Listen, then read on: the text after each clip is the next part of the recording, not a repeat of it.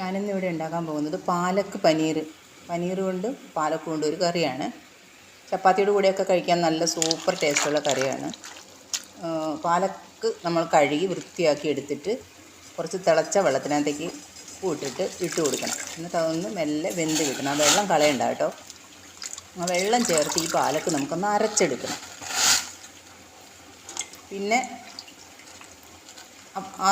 അതിൻ്റെ പ്രൊസീജിയർ നടക്കുമ്പോഴത്തേക്കും നമുക്കിപ്പുറത്ത് പനീർ വറുത്തെടുക്കാം. അതിന് ചേരുവയായിട്ട് വേണ്ടത് ഒരു 2 സവാള ഉള്ളി അരിഞ്ഞു വെച്ചിട്ടുണ്ട്. അത് അരയ്ക്കാനാണേ.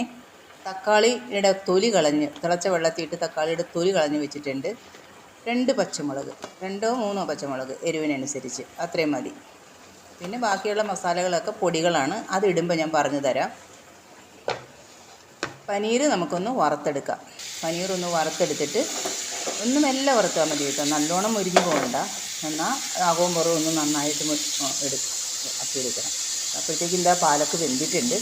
ഇനി ആ പാലക്കിൻ്റെ ചൂടാറി കഴിയുമ്പോൾ മിക്സിക്കകത്തിട്ട് നമുക്കൊന്ന് അരച്ചെടുക്കാം. മുഴുവൻ വെള്ളം ചേർക്കണ്ട, കുറേശ്ശെ വെള്ളം ചേർത്താൽ മതി. എന്നിട്ട് ബാക്കിയുള്ള വെള്ളം സൂക്ഷിച്ച് വെച്ചിരുന്നാൽ നമുക്കിതിൻ്റെ കൂട്ടത്തിൽ കറിക്ക് ആഡ് ചെയ്യാൻ പറ്റും.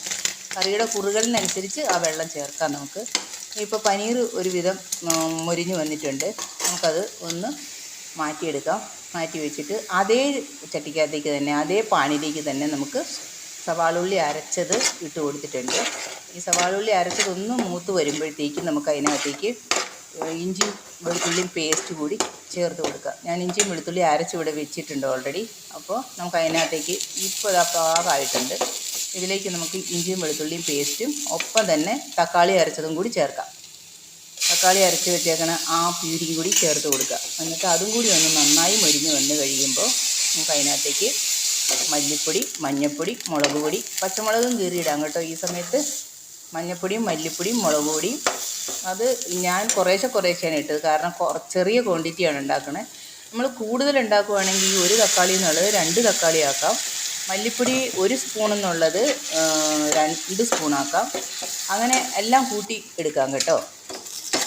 അപ്പോൾ മല്ലിപ്പൊടി, മുളക് പൊടി, മഞ്ഞൾപ്പൊടി, കുരുമുളക് പൊടി, ഗരം മസാലപ്പൊടി, പിന്നെ അതിനകത്തേക്ക്